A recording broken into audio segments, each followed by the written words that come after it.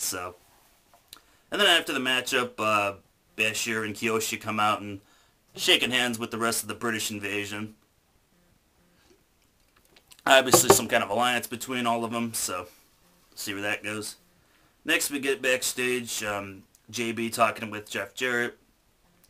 Basically JB is kind of questioning Jarrett, about Eric Young's like lack of opportunity over the years or something, and sympathizing with Eric Young, and then Jarrett apologizes and says, win, lose, or draw, like, he wants to have a fresh start with Eric Young, give him more opportunity, I guess, if he doesn't win. So, that was that segment. And then before going to the next segment, they had this Vonage commercial during the commercial break, and it was like the volume of it was like, way the fuck up there. It was like, nice steady volume, nice Vonage commercial, it's like, lose your hearing.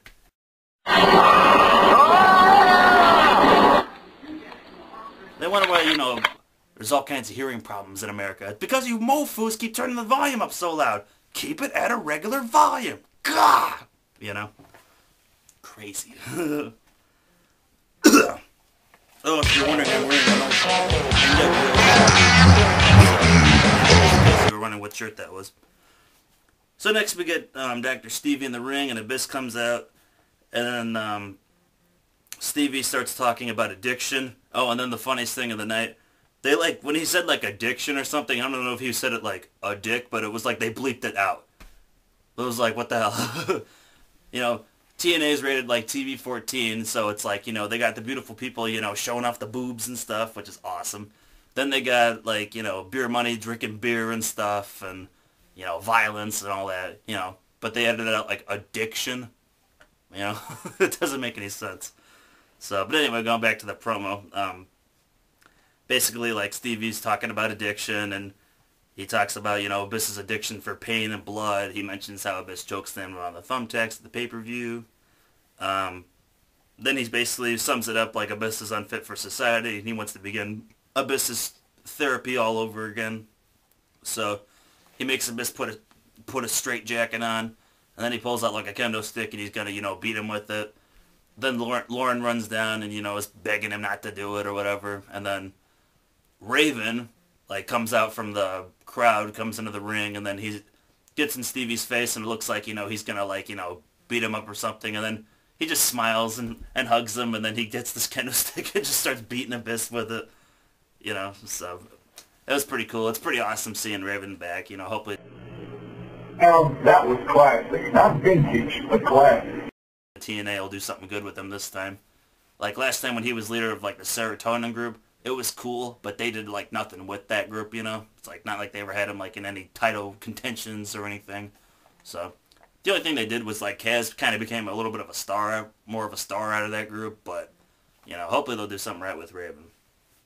And then the one thing I didn't like too was when Raven came in the ring, usually they would be like, Raven, what the hell's Raven doing here? The commentators were like, oh, Raven's here. Oh, we know that, And they didn't do a good job of being like, oh my God, he's here, So then next we get JB backstage, with Dr. Stevie and Daphne, and he's asking Raven, Raven, why did you do what you did? And then Raven had 10 reasons. He was just kind of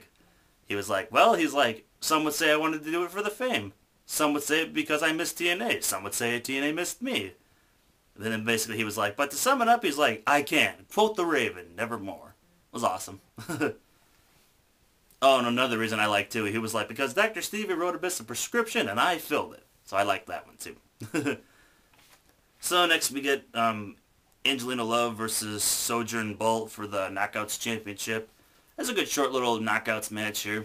Definitely a lot better than the Maurice versus Kelly match on Raw on Monday.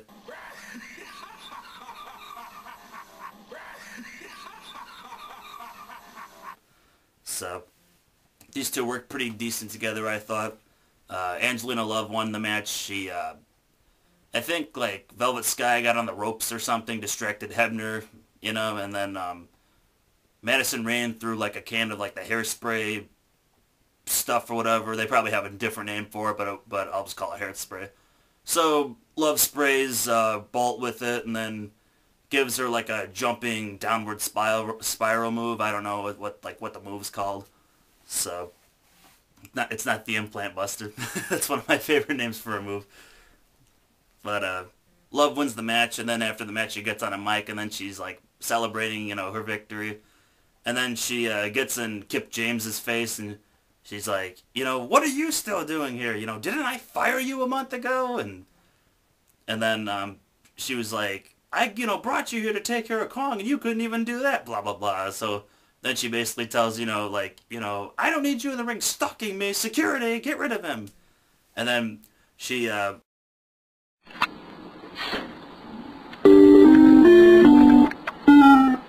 issues like an open challenge to the rest of the knockouts, or hoes as she called them, because she's tired of fighting the same competition. And then Victoria, she comes out, punches out Velvet Sky, hits her little fireman carry spinning side slam on Madison Rand, and then hits a Widow's Peak on Angelina Love. So, and then she says, I accept your challenge. So it's going to be awesome to see those two go at it.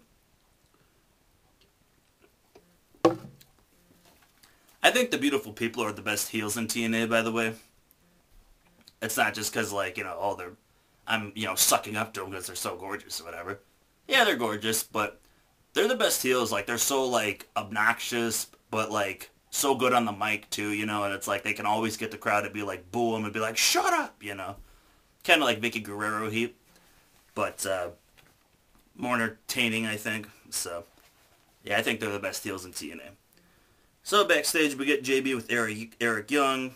Young says something about Jarrett being the founder, but how he's been in the company for a long time too, and hasn't had as much opportunity or something. And then tonight he's gonna do something that Jarrett won't forget.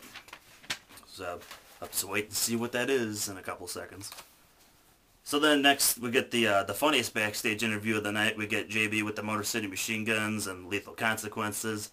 And Lethal was just hilarious in this. he was like, I'm here with the Rockers, Jannetty and Michaels. He's like, we're going to find out who Kimchi is, yeah.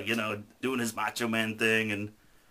And then Consequences Creed, he's like, yeah, my boy's a little excited. He's like, we're just going to find out who Suicide is, So the awkward of those two teams hating each other but teaming up to find out who Suicide is.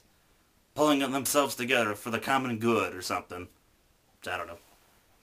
You figure they would respect this, who is Suicide, respect the guy that is him because, Mexico, they respect their masked wrestlers and don't care to find out, identify him. I think, but you figure they would too. So next we get a Foley interview. He comes out to the ring. He announces Samoa Joe versus Kevin Nash next week in a Lethal Lockdown match. So that'll be awesome.